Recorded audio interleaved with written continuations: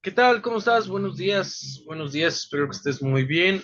Este es un pequeño, breve resumen sobre la clase número 2. Quiero tocar un tema en específico que iba a tocar aquí en el grupo con ustedes y es la formación docente del siglo XXI por competencias. Vamos a iniciar con un panorama general sobre pues, la perspectiva eh, lo más cercana a la realidad sobre qué es un docente, ¿no? En el siglo XXI. Porque, a ver, cuando empezaron a salir estos títulos del docente del siglo XXI, aún teníamos ideas o aún teníamos perspectivas del siglo XX. Entonces, en este sentido, pues han pasado 25, los primeros 25 años del siglo XXI y hemos comenzado a notar que cada vez nos queda menos de maestros o de docentes. Te explico por qué o a qué me refiero. En el siglo pasado, desde inicios hasta el fin, estamos hablando de 1901 a 1999, el maestro todavía, incluso a finales de siglo, todavía el maestro era el encargado de desarrollar conocimientos que te servirían o que te sirvieron para desarrollar habilidades, destrezas, competencias, ¿ok? Conocimientos que fueron base para que tú pudieras desarrollar X profesión, X actividad, X técnica, X absolutamente todo, ¿no? Bajo estos constructos en donde el maestro era el encargado de enseñar, podemos encontrar que en en el siglo XXI, en el año 2025, el docente ha perdido jerarquía, el docente ha perdido respeto, el docente ha dejado de ser capaz, eficaz y competente. Obvio, no estoy diciendo que todos los docentes, ¿no? Pero sí una gran mayoría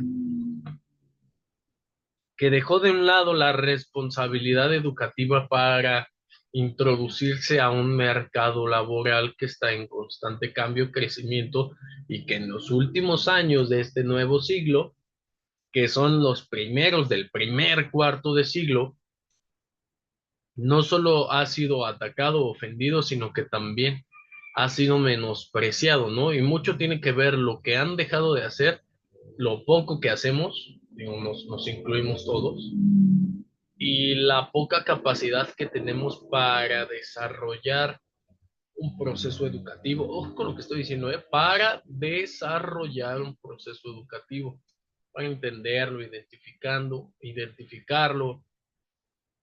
potenciarlo ya, hablando de otras cosas, porque bajo esta idea, el propio sistema, y no quiero culpar a nadie, el propio sistema nos ha orillado a no entender cuáles son las competencias que debemos de desarrollar. La sociedad, mm, los estilos de crianza permisivos, la tecnología, la era digital, han puesto entre el docente, la educación y los alumnos una brecha de ignorancia que no se había visto en el mundo. ¿A qué me refiero? Que hay docentes que no logran identificar esta brecha, que hay docentes que hacen más grande la brecha, que hay docentes que se pasan del otro lado de la brecha, pero no hay docentes que puedan cerrar la brecha para que todos estemos conscientes de qué, cómo, cuándo, dónde, por qué. Esta brecha se ha ido generando, ¿no? Y esta brecha con relación al conocimiento requiere del desarrollo de ciertas competencias que podamos entender. Voy a tocar algunos puntos finos de la clase número 2 y te voy explicando el por qué. Te voy dando ejemplos del día a día y de la vida de la vida real. ¿Ok? Nos vamos a ir específicamente con este tema. Dame un segundo.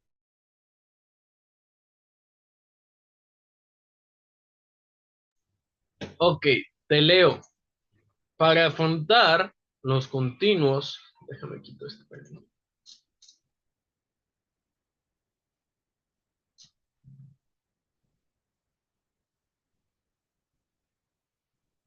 Para afrontar los continuos cambios que se imponen en todos los órdenes de nuestra vida, como son una economía global y los rápidos avances científicos y tecnológicos, nos vemos obligados a adquirir nuevas competencias personales, sociales y profesionales. Lo que antes solo requería, perdón, del desarrollo de competencias profesionales, el día de hoy, así tal cual lo dice la diapositiva, nos vemos obligados a adquirir nuevas competencias personales por el bien de nuestra propia salud, nuevas competencias sociales y obviamente muchas más competencias profesionales. El contexto de esta situación, déjate un poquito que no alcanza a ver. El contexto escolar no es la excepción, considerando, perdón, que vivimos en la sociedad del conocimiento, una que no se había visto en toda la historia de la humanidad, al menos no del 2000, del año cero después de Cristo hacia acá.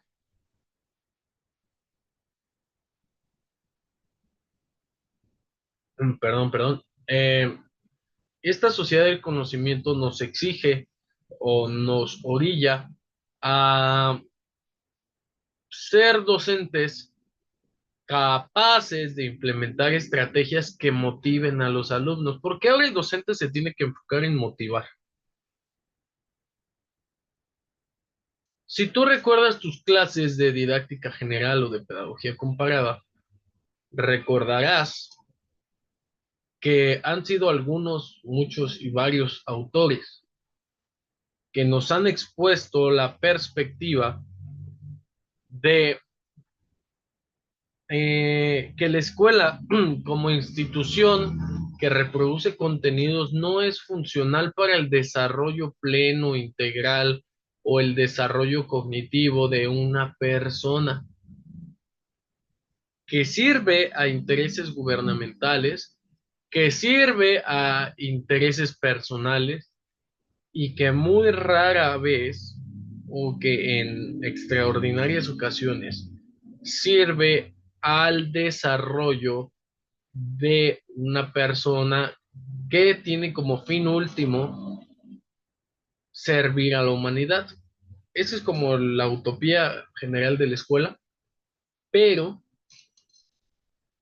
tampoco sirve al desarrollo pleno e integral de una persona que busca trascender en el mundo académico.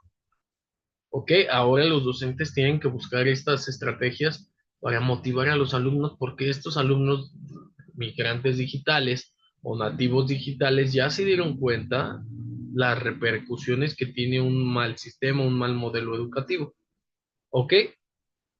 Además de motivar a los alumnos a construir su propio conocimiento y que desarrollen habilidades, competencias para enfrentar con éxito un mundo globalizado en cambio constante, los docentes, por las vicisitudes, los fenómenos naturales, la pandemia y otras áreas de la vida que le han permitido reflexionar sobre el día a día, sobre su actuar. Los docentes se han dado cuenta que no solamente es dar clases, sino que otra de las brechas de entre el alumno y el maestro, que por años y por años no se ha rebasado, que es la de facilitador, que es la de, la de creador de conocimiento, pues también ha sufrido un cambio grande, ¿no? Porque al perderse el respeto y la autoridad por el maestro o por el docente, se expone más un docente o cualquier docente al escarnio y al escrutinio público. ¿A qué me refiero? A que el docente tiene o es visto como desde un punto de vista en donde la doble moral es la bandera que va de frente, es como un aspecto incluso hasta conformista, porque un docente que exige el desarrollo de una competencia mientras él no tiene una competencia, es sometido a su propio juicio. Pero un docente que exige el desarrollo de una competencia y demuestra que tiene esa competencia, resulta ser intimidante porque el alumno sabe que le van a pedir por lo menos esa competencia al grado que el docente la domina. Y eso, como ser humano del nativo digital, no es benéfico porque son una generación, los nativos digitales, que en cuanto a temas de psicomotricidad, del desarrollo cognitivo a través de los estadios, por ejemplo, de Piaget, del sensorio motriz, o de la motricidad gruesa, o del desarrollo del ser humano en sociedad, no tuvo su sociedad, como bien lo decían, es la sociedad del conocimiento, es la sociedad digital. Letis, buenos días, Buen día, profe. ¿cómo estás? Bien, bien, gracias. Muy bien, muy bien. Estamos hablando de competencias docentes. Hacía un panorama y un bosquejo sobre las competencias que debería de tener un docente al día de hoy, ¿no? Y cómo ha cambiado el panorama histórico de las competencias que tenía un docente. Te voy a hacer unas preguntas. La primera es, ¿qué competencias tenían tus docentes en educación básica? Pregunta, ¿crees que me puedas contestar así de una o te doy una definición de competencia?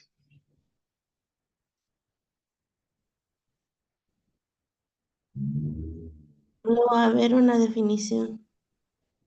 A ver, vamos a hablar de una competencia como un conjunto de conocimientos, habilidades, actitudes, valores, hasta si tú quieres costumbres, tradiciones, talentos que posee una persona.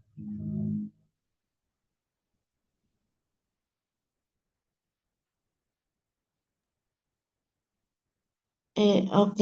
Nivel básico.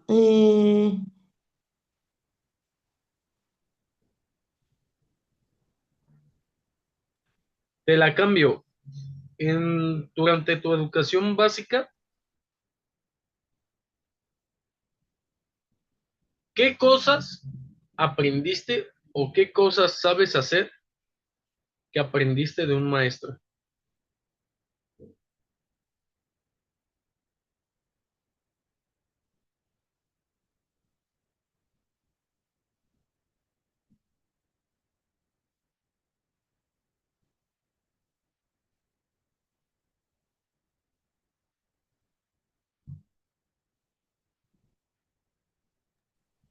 Pues es que como, bueno, era muy diferente a como ahorita, eran más estrictos, más, ya ni me acuerdo, profe, fue hace muchos años. A ver, permítame. Eh,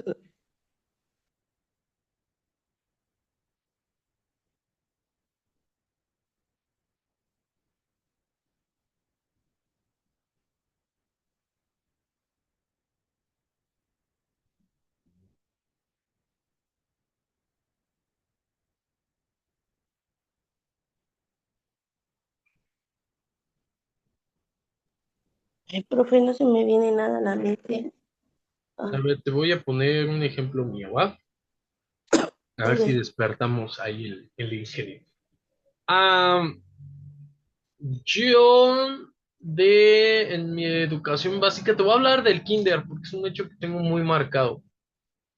Mi maestra del kinder era una maestra muy firme, estricta, dura, exigente. Y sabía que era muy importante que reconociéramos figuras, que reconociéramos colores, que reconociéramos letras, sílabas, que reconociéramos muchas cosas, ¿no? Y que en el tema de la escritura escribiéramos de la manera correcta. Yo soy de una generación que tuvo que aprender a escribir letra cursiva y letra de molde, como se le conocía en aquellos tiempos, ¿no? Entonces, para que nosotros lográramos esa habilidad y pudiéramos ser competentes a la hora de demostrar que podíamos realizar los dos tipos de letras con un trazo correcto, nos llenaban de planas, nos llenaban de ejercicios con diferentes moldes. Digo, y llenar es una palabra, ¿no? Pero nos ponían a practicar planas, a practicar ejercicios con diferentes moldes, a agarrar lápiz de distintas formas. Eh, Todo eso nos llevó a un producto final que era el trazo correcto. Para desarrollar el trazo correcto, ¿recuerdas el papel de estraza? ¿O cuáles son las características del papel de estraza?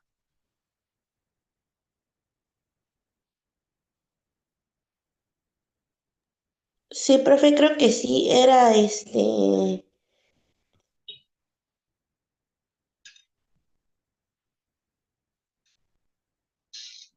Era el... el papel cafecito, ¿no? Ese papel como que tenía era durito. Ok, ¿cómo era? A ver, Alan, sí, sí, ese es el de los tacos de canasta, ¿sí te acuerdas? Ajá, sí, sí, ese que usan ahorita ya para envolver las tortas. Ah, ándale. ¿Cuáles son las características de ese papel? Pues es durito, es así como durito, tiene una textura como gruesa, es raspa cuando le pasas tu mano. Ok, es áspero, ¿no? Ok, sí, sí. ¿No tienes a la mano ahí un poco de ese papel? No, no, profe. ¿Cuándo fue la última vez que tocaste papel de estraza? Pues yo creo que ayer porque desayunamos tortas y él eso te la envuelve. Ok, ok, pero a ver, vamos a hacer una remembranza. Las características que me acabas de definir de ese tipo de papel, ¿siguen siendo ciertas o ya no es tan áspero? Bueno, ya no es tanto. Bueno, sí lo toqué ayer y ya no es tanto, pero sí sigue siendo así un poquito rústico. ¿Comparado con otros tipos de papel o comparado con el mismo tipo de papel?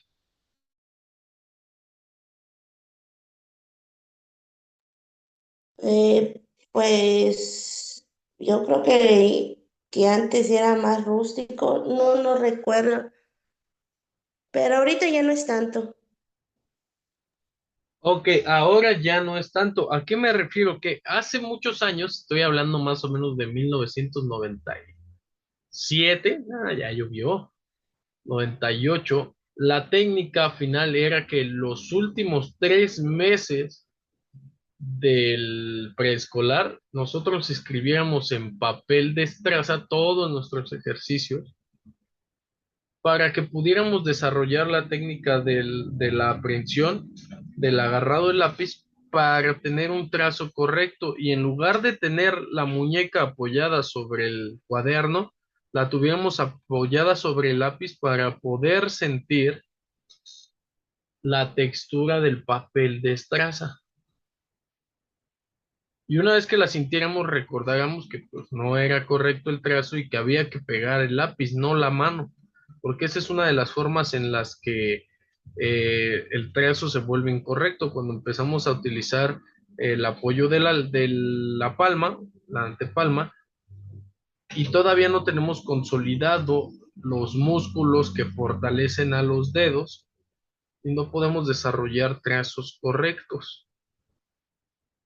Cosa que yo odié hasta el cansancio porque mi manita se raspaba, me ardía, ¿ok?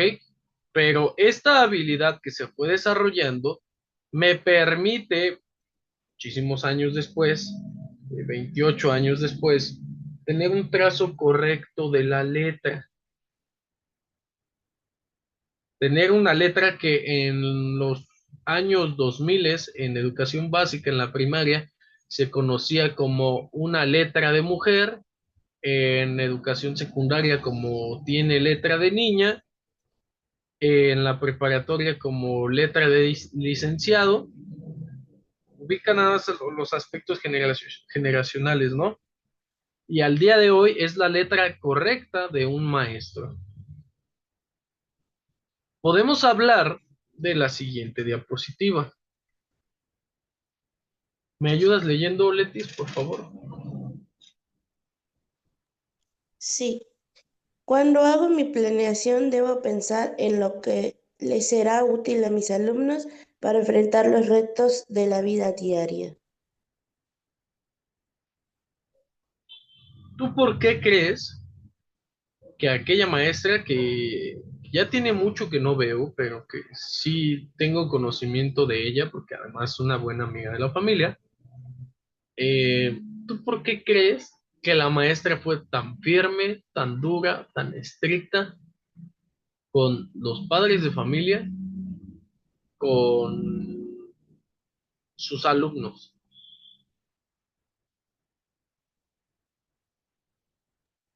Pues primero que nada, porque pues antes así eran la mayoría de los docentes, y yo creo que ella pues se preocupaba para que en un futuro, como dicen usted, pues tenga una bonita letra.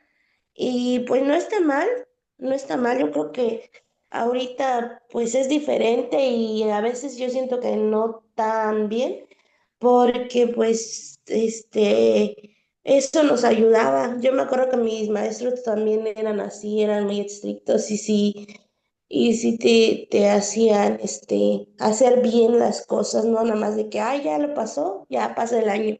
No, sino que te hacían hacerlo bien. Y pues en un futuro, pues como dicen, te ayuda y pues está bien. Ok, voy a leer otra vez la planeación, la reflexión acerca de la planeación. Cuando hago mi planeación, debo pensar en lo que les será útil a mis alumnos para enfrentar los retos de la vida diaria.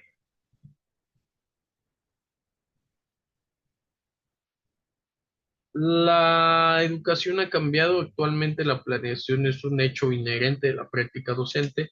Planificar las cosas para el futuro, para el desarrollo de habilidades o de competencias desde el inicio del siglo es una habilidad que debe de tener el docente, pero una habilidad que se ha visto mermada o tajantemente cortada porque existen padres de familia que no tienen la capacidad de ver a futuro o de entender las acciones del maestro. Como bien lo mencionas, hace muchos años no era así, casi todos los docentes, era muy raro encontrarse un docente flojo, lo que el día de hoy sería un docente de los buenos del día de hoy. Pero un docente flojo normalmente era el docente barco, el docente que todo mundo quería tener con él porque sabías que no dejaba tarea, no era muy exigente. Y había otros tipos de docentes que si bien planeaban, perdón, en menor grado que como lo hacemos al día de hoy, tenían una gran variedad de recursos técnicos, pedagógicos, educativos, para desarrollar habilidades que ellos sí tenían. Era muy marcado a finales de siglo que los docentes escribían bien, calculaban bien, enseñaban bien, y también es muy marcado en el primer cuarto de siglo que existe una gran cantidad de docentes que no tienen idea de qué es lo que están haciendo o cómo se debería de hacer y piden el desarrollo de estas competencias. Al inicio de la clase, perdón, hacía una simulación o una dramatización de cómo existen docentes que piden el desarrollo de habilidades y ellos no las tienen, y el alumno es el primero en reclamar o en identificar que es muy complicado desarrollar una habilidad si no tienes el modelo a seguir. Cuando hago referencia al tema, mi planeación, cuando hago mi planeación, debo pensar en lo que les será útil a mis alumnos para enfrentar los retos de la vida diaria. Lo primero que se me viene a la mente, a mí, por ejemplo, es a una maestra que es firme en sus convicciones, en sus conocimientos técnicos, pedagógicos, en una maestra que no le importó pelear con padres de familia de uno de los municipios más grandes de Latinoamérica, con mayores índices de pobreza y de bajo nivel académico, que no le importó invertir dinero en su formación profesional, en proporcionarle material a sus alumnos, con tal de que sus alumnos tuvieran las herramientas para enfrentar los retos de la vida diaria. Pregunta, al día de hoy, ¿cuántos docentes con estas características conoces?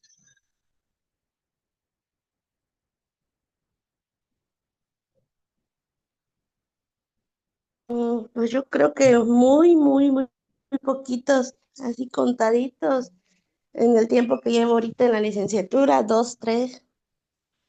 ¿A qué crees que se deba? Pues por lo mismo de que de todo esto de que se actualizó la escuela, pues ya no se puede, ya ¿Crees? no pueden ser tan estrictos. Ok, le acabas de dar a un punto. Tenemos un concepto de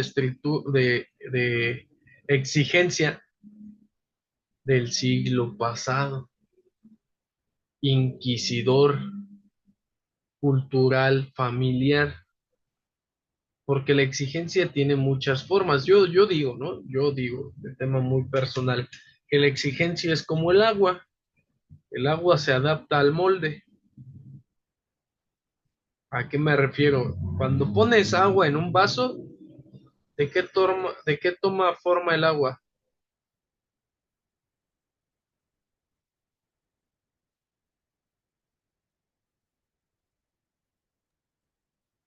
Pues del vaso, Y si la pones en una alberca,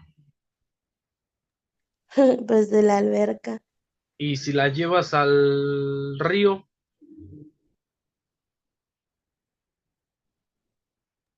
pues igual el río se esparce, ok, y si la llevamos al mar o al océano, y lo mismo. ok, el agua toma diferentes formas, pero dependiendo del molde en el que se encuentre, también puede tomar o puede desarrollar ciertas características debido al espacio, debido a la cantidad de agua, a la naturaleza misma del contexto en donde se pone el agua, ¿ok? La exigencia no es sinónimo de rigurosidad, pero sí es sinónimo de firmeza. ¿Qué necesitaría una persona para desarrollar una competencia?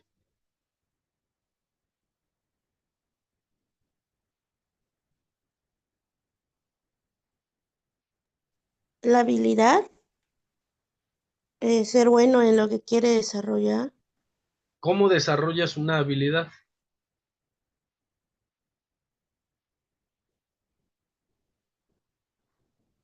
Creo que practicándolo, entendiéndolo. ¿De qué otra forma?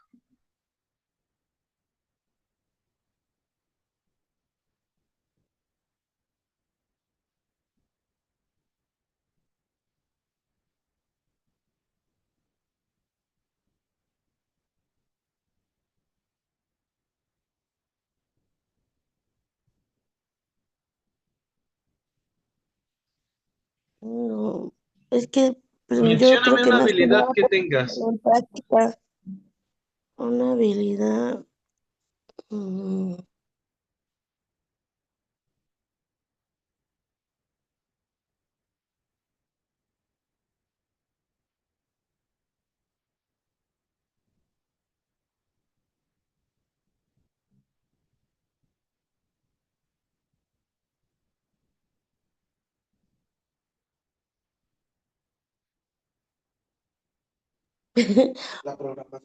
eh,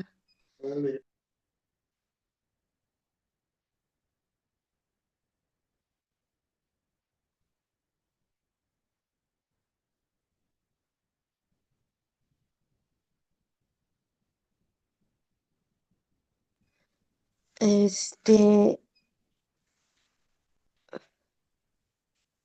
La que sea, aunque no sea docente, la que sea. ¿Quieres que te ayude con una lista de habilidades? puede ser es que no se me fue el nombre, pero de que no sé, puedo programar bien las cosas. Entonces, que si voy a hacer algo, tal cosa a tal hora, pues lo sé hacer bien, no, no me atraso ni nada.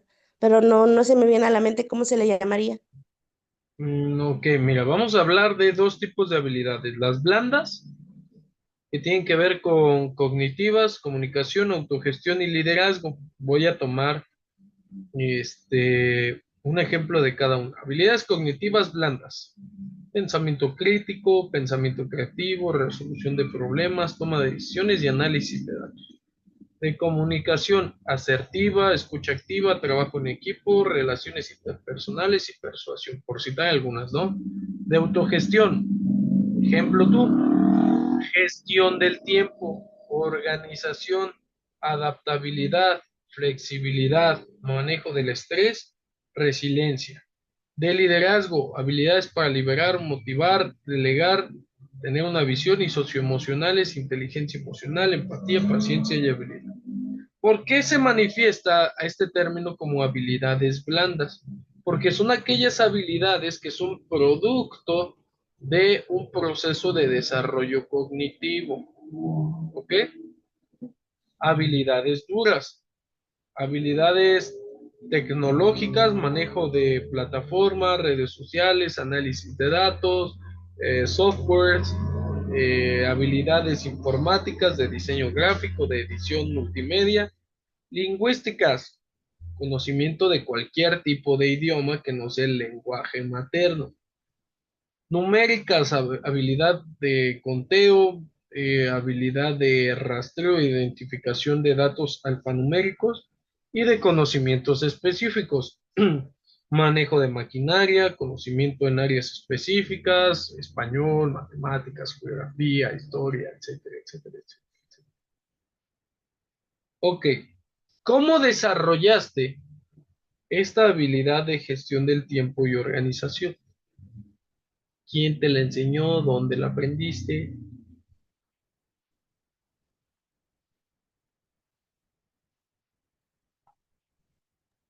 Yo creo que mi mamá es igual así.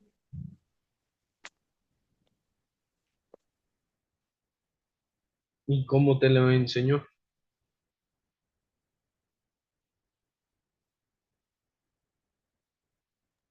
Pues nada más viéndolo, o sea, no, no tal cual se ponía conmigo a enseñármelo, pero pues yo veía cómo es ella y se me quedó esa costumbre. ¿Cuál es la costumbre, por ejemplo?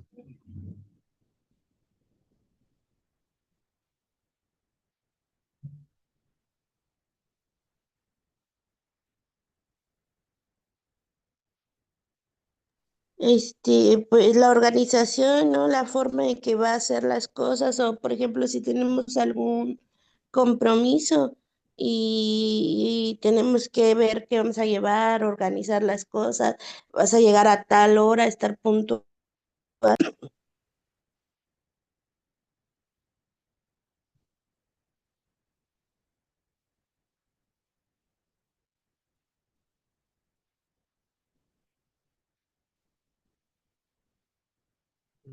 Ok, trato de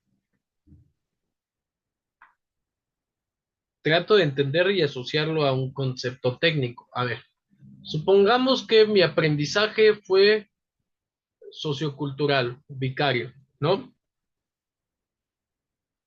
Aprendiste de una manera en la que las acciones te permiten tener un modelo o te permiten tener un marco de referencia para poder actuar, discernir y desarrollarlo en tu vida adulta. ¿Tú crees que fue funcional o no? O sea, que lo aprendiste bien o que no lo aprendiste bien. Sí, yo creo que sí. Pregunta, si tuviéramos que ver a tu mamá como un modelo docente,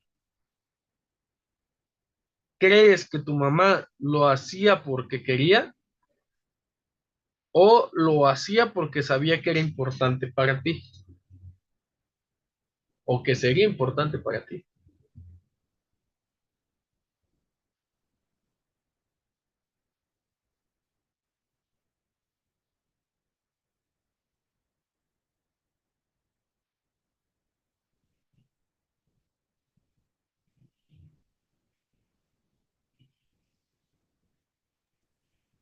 Yo creo que, yo creo que sí lo hacía para que nosotros pues tuviéramos esa costumbre. No creo que tanto pensando así de que en un futuro, este, lo pongamos en práctica, pero a lo mejor en ese momento, pues sí quisiera que nosotros como sus hijos fuéramos como así, organizados. Ok, pregunta, ¿tú crees que tu mamá lo hacía por hacer o lo planeaba? No lo hacía por hacer porque pues era igual algo del diario de ella. ¿Crees? ¿Alguna vez le has preguntado? No, Ok, te voy a dejar esa tarea. ok. Cuando un adulto es responsable, realiza actividades intencionadas. ¿A qué me refiero con una actividad intencionada? Con una actividad que pese y bajo las circunstancias que determine un contexto o un momento histórico en el tiempo de vida del ser humano, debe de tener una funcionalidad y de ser útil a quien.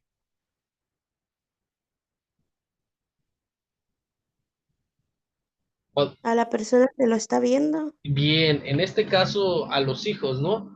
Pero dentro de un salón de clases, ¿a quién sería útil el trabajo de la planificación docente?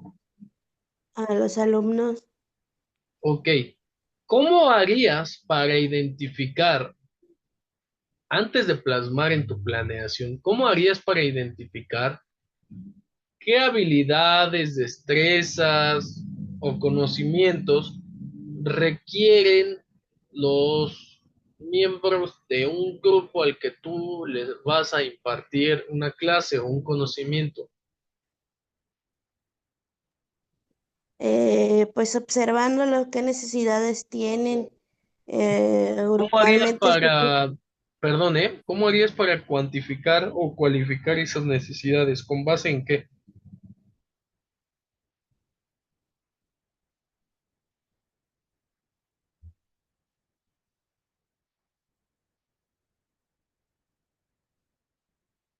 Es que, pues observándolos, ¿no? O sea, eh, observándolos, cómo son. Yo diría que con base en el desarrollo, permíteme, deja ver si alcanzo a poner aquí, con base en el desarrollo de análisis o de diagnósticos o de evaluaciones diagnósticas que me permitan entender a través de la observación, a través de la formulación de preguntas abiertas, cerradas, de cuestionarios, de pruebas proyectivas, cuáles son los intereses y las necesidades que tiene cada uno de mis alumnos. Acabo de ver tu mensaje. ¿Qué vamos a hacer la siguiente semana? ¿Cómo vas con los trabajos?